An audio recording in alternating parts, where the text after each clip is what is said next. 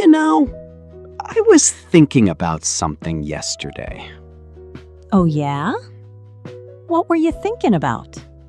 Do you remember the last time you were talking to someone and suddenly the conversation just died? Oh, don't remind me. Actually, that literally happened to me yesterday at the coffee shop near my place. Really? What happened? Well, I ran into an old coworker. He said hello, asked how things were, and then complete silence. Just 3 seconds of us staring at our cups, pretending to be very interested in the foam. That awkward 3-second freeze. It feels like 3 hours, doesn't it? It really does. My mind went completely blank. I wanted to say something, anything. But every idea in my head just disappeared. So I just smiled, took another sip of coffee, and walked away. I felt so ridiculous afterward. I think everyone has experienced that. The funny thing is, when that silence happens, most people think I ran out of English or my vocabulary isn't good enough. Exactly. That's exactly what I thought. I thought if I knew more words, I could have said something interesting. But is it really about vocabulary? Because think about it. When you talk in your native language, does that ever happen?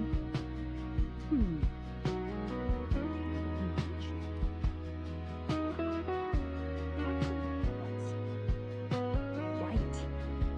So maybe it's not a language problem at all. Maybe it's just we feel like we have to say something perfect.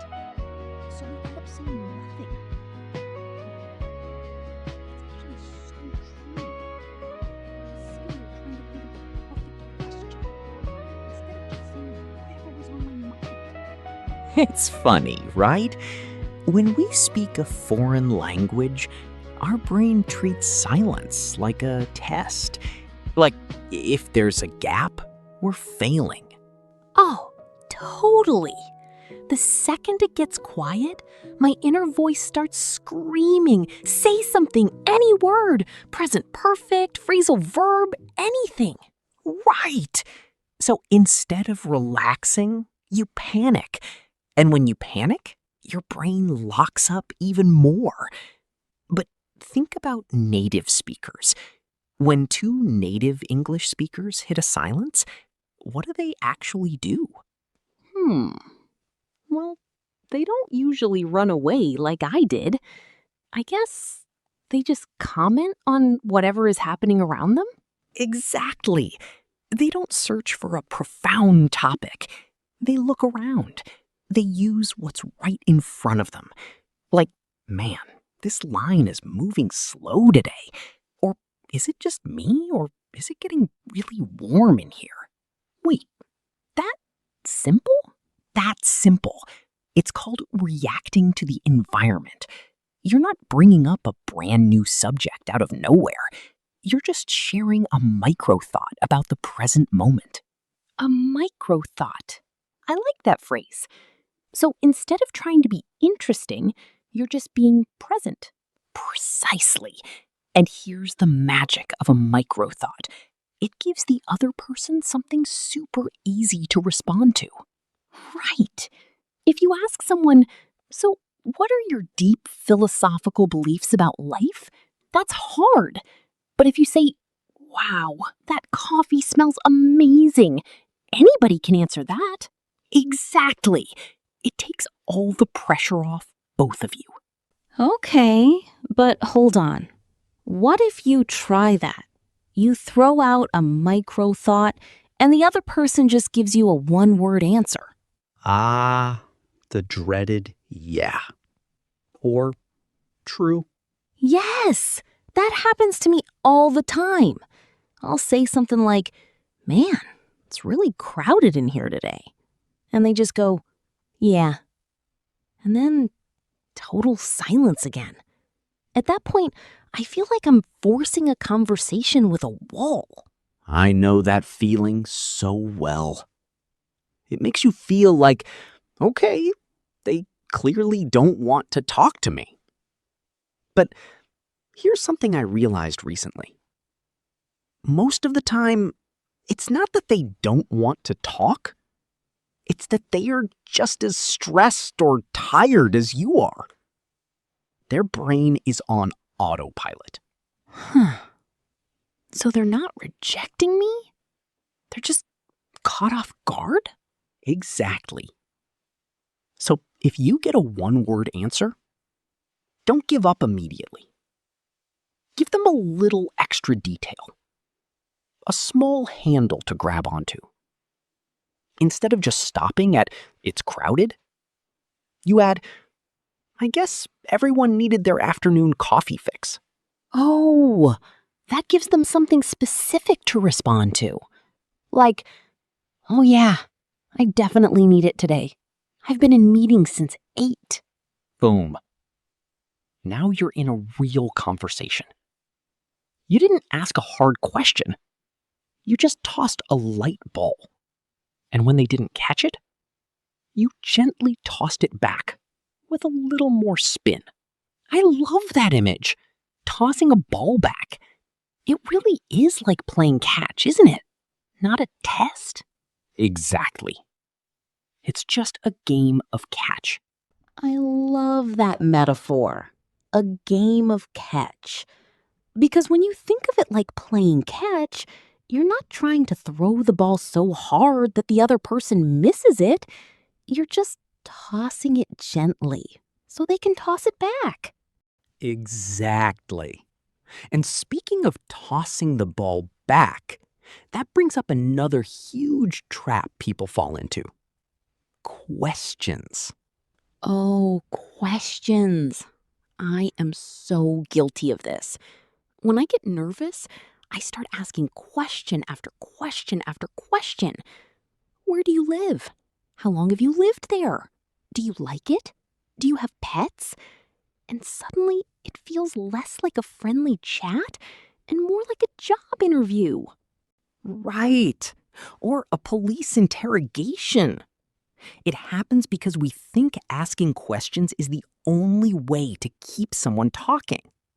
And yes, questions are useful, but rapid fire questions? They put the other person on the spot. It makes them feel tested. So, how do you ask questions without making it feel like an interrogation? The secret is simple. Share a little piece of yourself before you ask. Don't just ask, "What are you doing this weekend?" Try saying, "I am planning to absolutely do nothing this weekend. What about you? Got anything fun lined up?" Oh, because when you share your own answer first, you're giving them context. You're making it safe for them to answer naturally. Precisely. You're showing your cards first. It turns an interrogation into an invitation.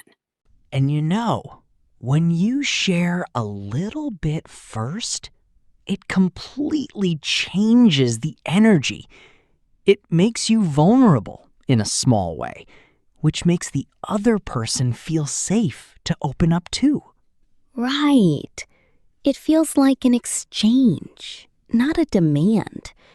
Because when someone asks me 3 questions in a row, I feel like I'm taking a quiz.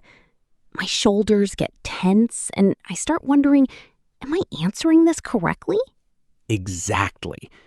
And here's another thing that happens when you're less focused on asking the right questions. You actually start listening to what they're saying. Ooh, tell me about that. Because honestly, half the time when I'm speaking English, I'm not really listening. I'm just planning my next sentence in my head. We all do that. When we're nervous, we're so busy translating or preparing our next line that we miss all the hints the other person gives us. I like to call those hints breadcrumbs. Breadcrumbs? Like small clues? Exactly. When people talk, they naturally leave tiny details, breadcrumbs, in their sentences. Details about what they like, how they feel, or what they did recently. If you listen for those, you never run out of things to talk about. Can you give me an example? How do you spot a breadcrumb? Okay, imagine someone says, "Sorry, I'm a bit tired today. My dog kept me up all night because of the storm." Okay. Most people would probably just say, "Oh, sorry to hear that." Right, which kind of stops the conversation. But look at how many breadcrumbs are in that one single sentence. You have the dog, the storm, being tired, or even how they deal with bad weather. Wait, that's 3 or 4 different paths you could take. Exactly. 4 completely different doors you can open.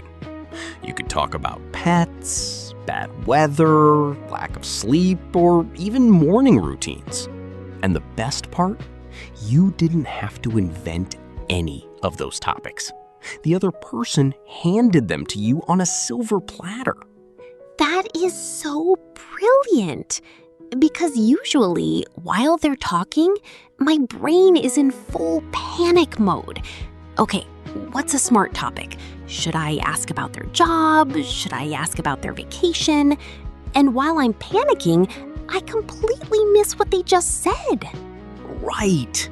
When you're searching your head for something clever to say, you miss the easy clues right in front of you. Listening isn't just about being polite. It's actually the easiest way to never run out of things to say. So instead of worrying about my English, I just need to become a detective, a breadcrumb detective. I love that. A breadcrumb detective. And you know what happens when you start doing this? People actually enjoy talking to you more. Not because you speak perfect, flawless English, but because you're actually paying attention to them. That makes so much sense. Everyone wants to feel heard. So if they mention their dog, I can just say, "Oh no, what kind of dog do you have?" It's so simple. Super simple. And here's another quick trick when you catch a breadcrumb. You can use what I call the echo technique. The echo technique? Wait, what's that? It's almost ridiculously easy. When someone says something, you just repeat the last 2 or 3 words with a slight rising tone, like a gentle question. Wait, so if someone says, "I spent the whole weekend cleaning my garage," I just say, "Cleaning your garage?" Exactly. Notice what happens when you do that. You didn't have to invent a brand new topic. You didn't have to search your brain for complicated vocabulary. You're just reflecting their own words back to them. And then they naturally keep going. They'll probably say, "Yeah, I had so much old stuff piled up from 3 years ago." Bingo. It feels completely natural to them because you're showing genuine interest in what they just said. And for you, it buys you time. It gives your brain a 5-second break to relax. That is brilliant. It's like a conversational cheat code. Because in my head, I'm usually scrambling. How do I construct a grammatically correct past tense question about garages? Instead, I just repeat 2 words with a question tone. Right. And the secret is the tone. If you say it with curiosity, "Cleaning your garage?" It sounds like an invitation to tell you more. But wait, is there a danger of sounding like a robot if you use it too much? Like a parrot just repeating everything? That's a really good point. If you do it after every single sentence, yeah, people might start looking at you funny. Yeah, I can imagine. I bought a dog. A dog? Yeah, a golden retriever. A golden retriever? That would get weird real fast. Right. You'd sound like a broken record. The trick is to use it sparingly. Just when you need a moment to think. Or when you genuinely want to hear more about that specific detail. And then, once they expand, you can transition back to a normal reaction. That makes sense. It's like a bridge. It bridges the gap between their thought and your next natural response. Exactly. A conversational bridge. And you know what else helps when you feel like a conversation is stalling? Accepting that quiet moments are actually normal. Wait, silence is normal? Because in my head, any silence longer than 2 seconds feels like an emergency. I know. We treat silence like a fire alarm. The moment it happens, we panic and try to throw water on it. But think about when you're talking to a really good friend. When there's a pause with a close friend, do you panic? No, not at all. We just sit there, maybe take a sip of water, look around, or just think for a second. It feels comfortable. Right. The difference isn't the silence itself. The difference is how you interpret the silence. With a stranger or a coworker, we interpret silence as I'm failing at English. With a friend, we interpret silence as we're just taking a breather. Oh, wow. That is such a massive mindset shift. So the silence isn't awkward. We make it awkward by panicking? Precisely. If you stay calm during a pause, the other person stays calm too. Silence only becomes awkward when someone starts looking nervous. That really is a massive shift. Because when I'm silent with my best friend, I don't feel awkward at all. I just feel comfortable. Right. Because you trust that the connection doesn't depend on constant noise. Now, think about what happens when you do decide to change the topic with a friend. How do you usually jump from one subject to another? Usually, I don't even plan it. Something they say just triggers a new thought. Like, we'll be talking about bad morning traffic, and suddenly I'll remember a crazy road trip I took last summer. Exactly. That's called associative thinking. One word or detail in the current conversation naturally connects to something in your own experience.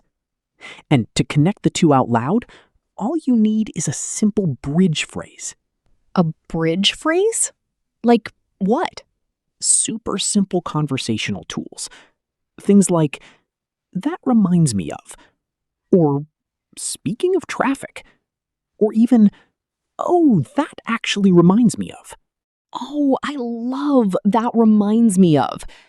Because it shows the other person, I heard you, and what you said brought up a new thought. Bingo! It shows respect for what they just said, while smoothly sliding into a fresh topic. You're not violently jerking the conversation in a new direction. You're just taking a smooth exit. So if someone is talking about how exhausting their commute was, I could say, speaking of exhausting commutes, did you end up getting that remote work option you were hoping for? Perfect! You took their key word, exhausting, and built a natural bridge straight into a deeper question about their job. And, that actually leads to another huge fear people have when speaking English. What's that? the sudden blackout. You know, when you're in the middle of a sentence, everything is flowing nicely, and suddenly, poof, the exact word you need just completely vanishes. Oh, don't even talk about it. That is literally my biggest nightmare. You're building momentum, feeling confident, and then blank. And then you just sit there, staring at the ceiling, frantically searching through your mental dictionary. Right. And while you're searching, the entire energy of the conversation drops to zero because you've stopped communicating just to hunt down one specific word. So, what are you supposed to do when that happens? Just stand there in silence? Not at all. You do what native speakers do every single day. You describe it. If you forget the word colleague, you don't freeze. You just say, the person I work with. If you forget thermostat, you say, that little thing on the wall that controls the temperature. Wait, is it really acceptable to do that? Because in school, I always felt like if I didn't know the precise word, I was failing. That's the textbook mindset talking again. In real life, nobody is grading your test. The goal of a conversation isn't to demonstrate fancy vocabulary. It's just to transfer a thought from your mind into theirs. And if you describe the item, 90% of the time, the other person will just say the word for you. Oh, they'll naturally fill in the blank. Like, oh, you mean your thermostat? Bingo. And now, instead of an awkward silence, you've turned a forgotten word into a natural moment of connection. It really is that simple. When you stop treating English like an exam, everything changes. You don't need a 10,000-word vocabulary to connect with someone. Right. You just need to be present. Look around the room. Listen for those breadcrumbs. Share a little micro thought. And stop treating silence like an emergency. Exactly. Because at the end of the day, people don't go home thinking, wow, their grammar was flawless. No, definitely not. They just remember how easy it felt to talk to you. Precisely. They remember that you paid attention to them, that you made them feel heard. And that's true in English, in your native language, or in any language in the world. Man, I feel like a huge weight just lifted off my shoulders. Seriously, the next time I'm at that coffee shop near my place and a silence hits, I'm not running away. What are you going to do instead? I'm just going to relax. I'll look around, catch a breadcrumb, or maybe just say, man, this foam is intense. There you go. The classic micro thought. It works every single time. And if my brain completely blanks on a word, I'll just describe it. You know, that brown hot drink with milk? And I'll say, oh, a cappuccino.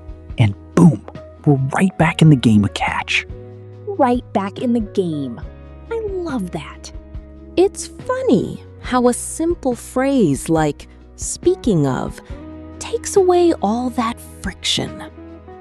But wait, what happens if the other person brings up something you know nothing about? Like when someone starts passionately talking about rugby or medieval history or vintage watch repair? Exactly. The second that happens, my brain goes into full panic mode. Abort mission!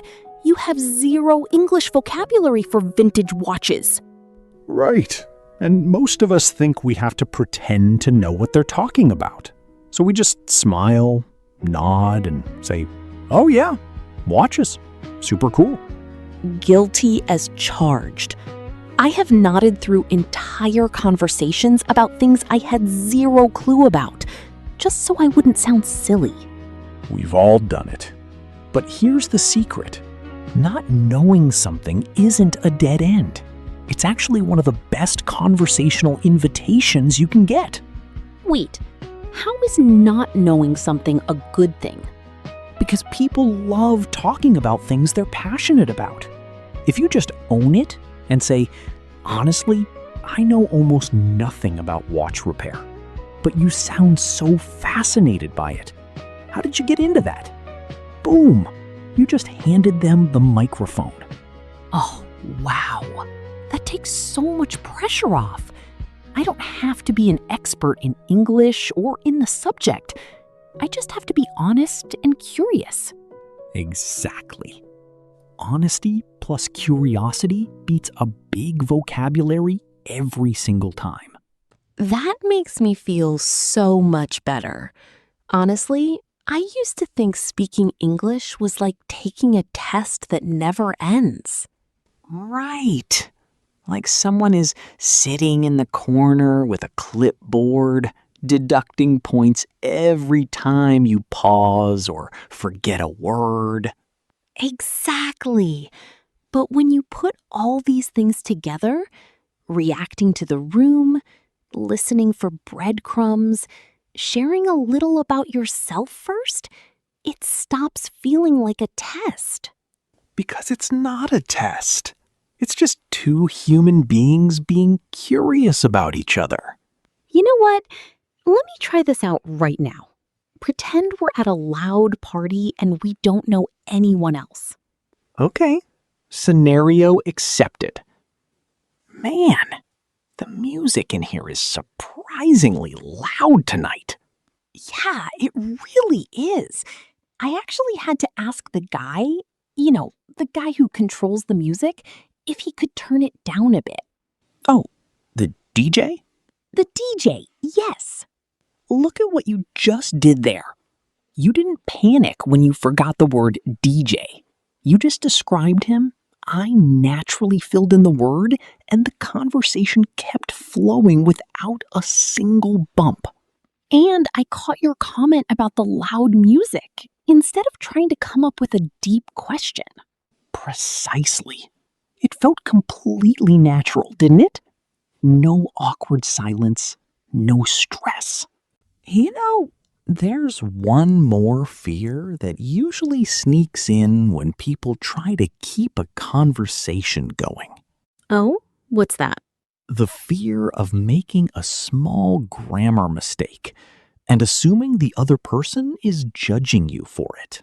Oh man, that is so real. I can't tell you how many times I've used the wrong tense, like saying, yesterday I go, and immediately in my head, a red pen starts circling the sentence.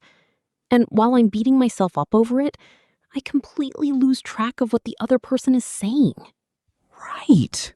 You're replaying your own mistake while they're already 3 sentences ahead. But here's the funny thing about native speakers. When someone speaks to them, they aren't listening for grammar. They're listening for meaning. Meaning, not mechanics. Exactly. If you say, yesterday I go to the store, nobody thinks, present tense instead of past simple. Their brain automatically fills in the past tense because you said yesterday. They just imagine you at the store. That's it. So they aren't grading me. They're just picturing what I'm talking about? Precisely. Communication is about painting a picture in someone else's mind. As long as the picture is clear, a tiny smudge on the canvas doesn't ruin the painting. A tiny smudge on the canvas. I really like that. It means I don't have to be a perfect artist to share a good story. Not at all. In fact, the small imperfections are what make you sound human, approachable, and real. There's actually another secret to feeling totally confident in conversations that almost nobody talks about. Really? What's that? Knowing how to leave. Wait, knowing how to exit the conversation? Yes! Think about it. A lot of times, people are terrified of starting a conversation because they're afraid of getting stuck in it forever. They think, what if I run out of things to say and then we're just trapped in this endless, awkward loop? Oh my gosh, yes, that is so true. Sometimes I see someone I know and I almost pretend not to see them, purely because I don't know how I'll end the chat without sounding rude. Right. It's conversation anxiety. When you don't have a clear exit strategy, starting feels dangerous. But when you know exactly how to wrap things up gracefully, starting becomes so much easier. Okay, now I need to know. How do native speakers exit a conversation without making it weird? It's all about giving a warm reason before you go and leaving on a positive note. You don't need a dramatic excuse. Simple phrases work best. Things like, well, I should let you get back to your morning. Or, it was so great catching up, but I need to go grab my coffee before the line gets crazy. I should let you get back to your morning. That's brilliant because it sounds like you're being considerate of their time. Exactly. You're not saying, I'm bored of talking to you. You're saying, I respect your time, and I loved this little moment. It really changes everything, doesn't it? When you realize that a conversation isn't a test you pass or fail, it's just an invitation to connect. It really does. I feel like for years I was carrying this heavy, invisible bag of rules.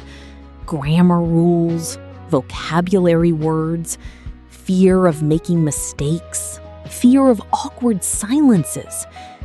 And today, it feels like I finally just dropped the bag.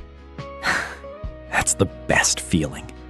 Because when you drop the bag, your hands are free to actually play catch. You can look around, notice a small breadcrumb, throw out a gentle micro-thought, or just echo a phrase when you need a second to think. And if you forget a word, you just paint a picture with other words. No emergency, no panic. No panic at all.